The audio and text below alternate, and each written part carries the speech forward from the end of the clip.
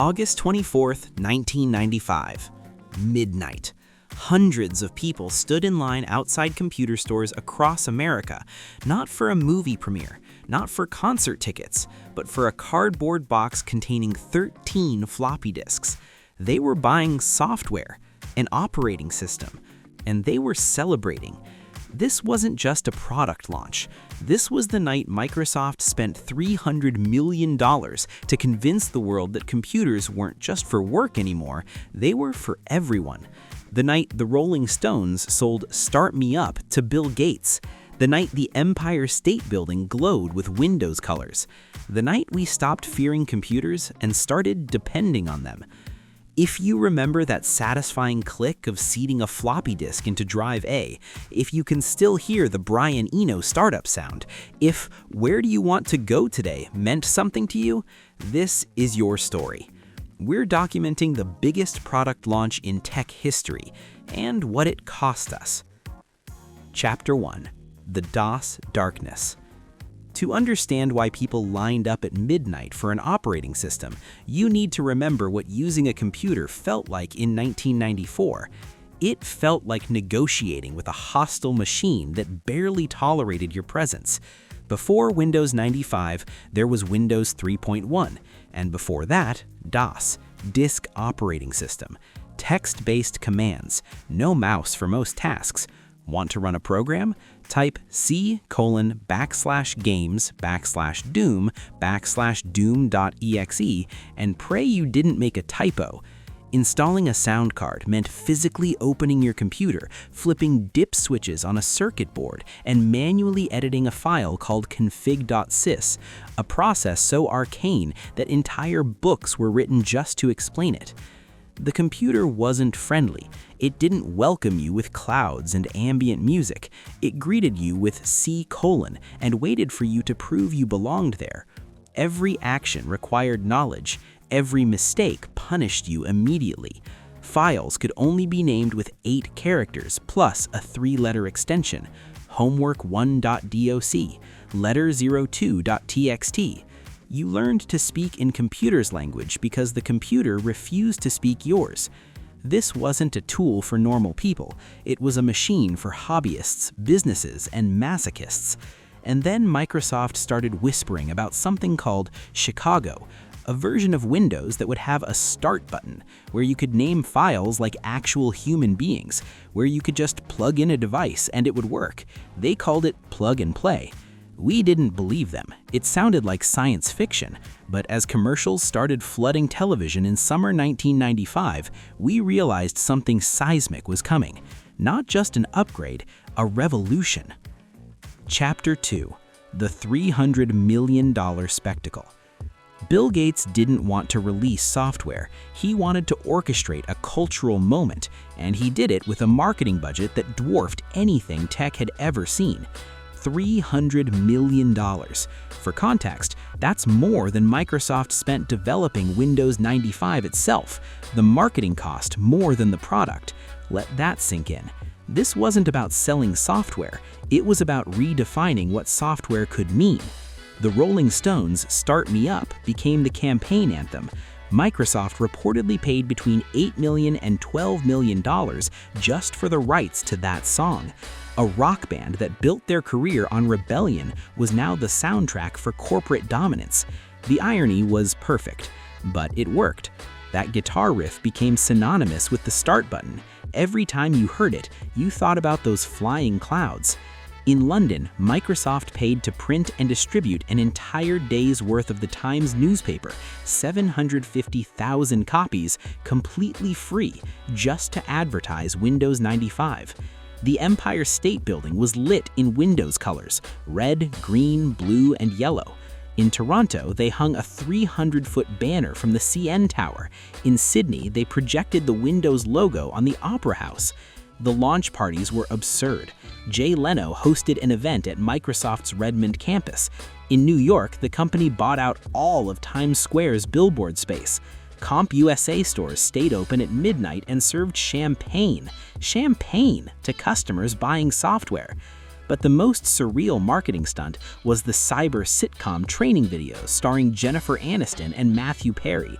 Fresh off Friends' first season, they were hired to make a 30-minute instructional video explaining how to use the taskbar and recycle bin. People paid $19.95 for a VHS tape of actors pretending to be amazed by a start menu. It was peak 1990s excess, and it worked. Windows 95 sold 40 million copies in its first year, not because it was the best operating system ever made. It wasn't, but because Microsoft convinced us that owning it meant joining the future. If you're already feeling that rush of nostalgia, that memory of tearing open a massive cardboard box to find 13 floppy disks, hit that subscribe button right now, because we're about to dive into what Windows 95 actually changed, what it promised versus what it delivered, and why the Start button was both the beginning of something beautiful and the end of something we didn't know we'd miss. And if you lived through the era when installing a sound card required a degree in electrical engineering, this channel is for you. We're before Wi-Fi, documenting the moment technology stopped being a tool and became a lifestyle. The moment we invited computers into our living rooms and bedrooms and never asked them to leave. Number 3 on our chapter list is about those 13 floppy disks and the anxiety they caused. Let's keep going. Chapter 3: 13 Floppies and the Sound of Progress. Unless you were wealthy enough to own a CD-ROM drive, and in 1995 most people weren't, Windows 95 arrived on 13 3.5-inch floppy disks, high density, 1.44 megabytes each. The installation required all of them, in sequence, inserted one at a time over the course of 2 hours. The box was huge, heavy, that new software smell, fresh cardboard, ink, plastic wrap. Inside, the disks were numbered, Disk 1 of 13, Disk 2 of 13. You'd start the installation and the computer would prompt you, Insert Disk 2. You'd eject Disk 1, insert Disk 2, press Enter. The floppy drive would make that chunk whir sound. Then insert Disk 3. This wasn't just installation, it was a ritual. It gave you time to actually read the manual, a 200-page book explaining the taskbar, the recycle bin, long file names, plug and play. We read those manuals cover to cover because there was literally nothing else to do while the installation ran. But the terror was real. What if Disk 12 failed? 2 hours into installation and you'd see error reading drive A. Abort? Retry? Fail? Abort meant starting over. Retry rarely worked. Fail was admission of defeat. Hardware failures weren't rare. Floppy disks were delicate, temperamental. A single scratch, a bit of dust, magnetic interference from sitting too close to a speaker, and the disk was corrupted. And if you made it through all 13 disks without error, you'd experience the first boot. The screen would go black, the monitor would degauss with a loud electromagnetic thump, and then the clouds would appear. That 6-second Brian Eno ambient wash, the Microsoft sound, designed specifically to feel optimistic, universal, and futuristic. When that desktop finally loaded, with My Computer in the top left corner, the taskbar at the bottom, the Start button glowing, it felt like you'd installed the 21st century 5 years early. The computer had finally learned to speak human. Chapter 4: The Innovations We Take for Granted. Here's what Windows 95 introduced that we now consider basic requirements for any operating system. The taskbar. Before this, every open program was just a window floating somewhere on your screen. Want to switch between programs? Good luck finding them. The taskbar showed you everything running at once. Revolutionary. The Start button. The idea that all your programs, all your files, all your settings could be accessed from one location, one button in the corner, was genuinely new. Today, every operating system has some version of this. In 1995, it was borderline witchcraft. Long file names. For the entire history of personal computing up to this point, file names were limited to 8 characters plus a 3-letter extension, 8.3 format. If you wrote an essay, you called it essay001.doc. If you had multiple drafts, you got creative. essay01a.doc, essay01b.doc. Windows 95 let you name files like a human being. My history essay final draft for Mr. Johnson.doc. It sounds trivial now, but imagine being allowed to speak your own language after years of forced abbreviation. It was liberation. The recycle bin. In DOS, if you deleted a file, it was gone, instantly, permanently. The recycle bin gave you a safety net, a place where deleted files went to wait, giving you a chance to reconsider. It was the first time an operating system admitted that humans make mistakes. Plug and play.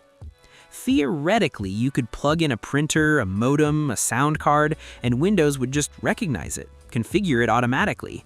No dip switches, no config.sys editing, no PhD in computer science required.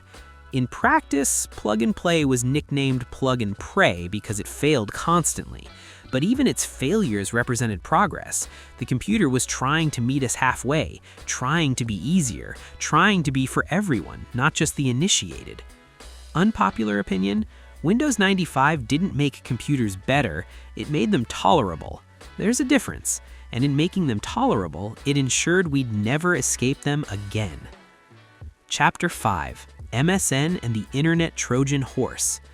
Buried inside Windows 95, barely advertised in the launch campaigns, was an icon called the Microsoft Network, MSN. It was Microsoft's attempt to create a walled garden, an AOL competitor, a proprietary online service. It failed, but its presence signaled something far more important.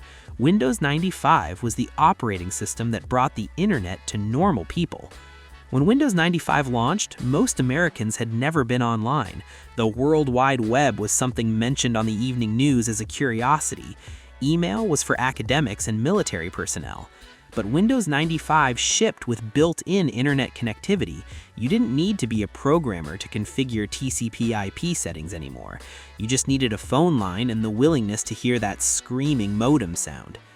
By the time Windows 98 shipped, 3 years later, Internet Explorer was deeply integrated into the operating system. Too integrated, according to the Department of Justice, which filed an antitrust lawsuit. But by then, it didn't matter. The web was everywhere. Netscape Navigator and Internet Explorer were locked in the browser wars, and it all started with that little MSN icon sitting on the Windows 95 desktop, promising access to the information superhighway. Windows 95 was the Trojan horse that carried the internet into American living rooms. We bought it for the start button and the taskbar.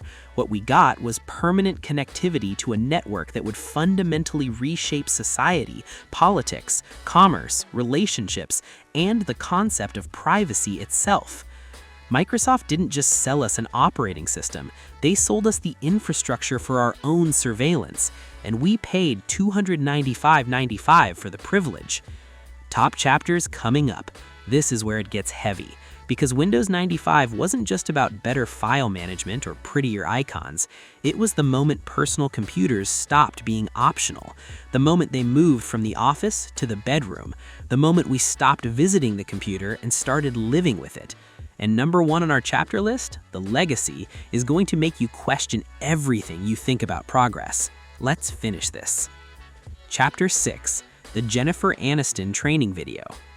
In an attempt to make Windows 95 feel accessible and friendly, Microsoft hired the 2 hottest TV stars of 1995, Jennifer Aniston and Matthew Perry, fresh off Friends' explosive first season, to create a 30-minute cyber sitcom training video. The plot? Jennifer and Matthew visit Bill Gates' office to learn about Windows 95. They make jokes about the recycle bin, so it's like a trash can but on the computer. They marvel at long file names. They encounter wacky office characters, including a pizza delivery guy who explains multitasking. It is aggressively 1995. The comedy hasn't aged well, but the intention behind it was profound. Microsoft wanted you to believe that if Rachel and Chandler could use Windows 95, so could you. This wasn't software for engineers anymore. It was software for everyone. Your mom, your grandparents, people who'd never touched a computer before. The training video sold on VHS for $19.95, and people bought it. They brought it home and watched celebrities explain how to right-click. It was a cultural artifact that captured Microsoft's entire strategy. Make the computer feel safe, friendly, inevitable. Make it seem like not owning a PC with Windows 95 meant you were being left behind. Make people feel like they needed this, not just wanted it.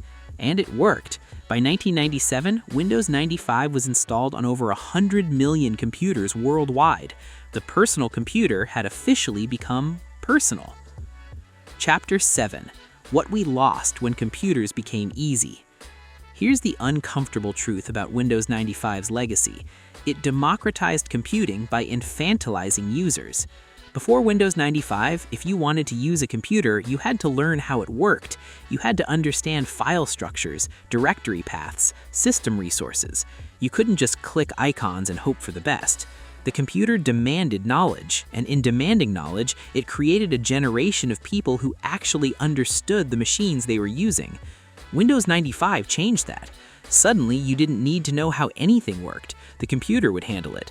Plug and play meant you never had to open the case. The graphical interface meant you never had to learn commands. The recycle bin meant you never had to accept the consequences of deletion. We gained convenience, we lost competence. Today, most people using computers have no idea how they function. They can't troubleshoot basic problems, they don't understand file systems, drivers, or what's happening behind that glossy interface. And why would they? The operating system has been designed to hide all of that, to make it easy. But easy comes with a cost. When you don't understand your tools, you can't control them. You become dependent. You accept whatever Microsoft or Apple or Google decides to give you. You click "I agree" to terms of service you don't read because the alternative is not using the computer at all. Windows 95 was the moment we traded mastery for convenience, understanding for accessibility. And in that trade, we gave up something crucial: agency. Before Windows 95, the computer was a tool you controlled.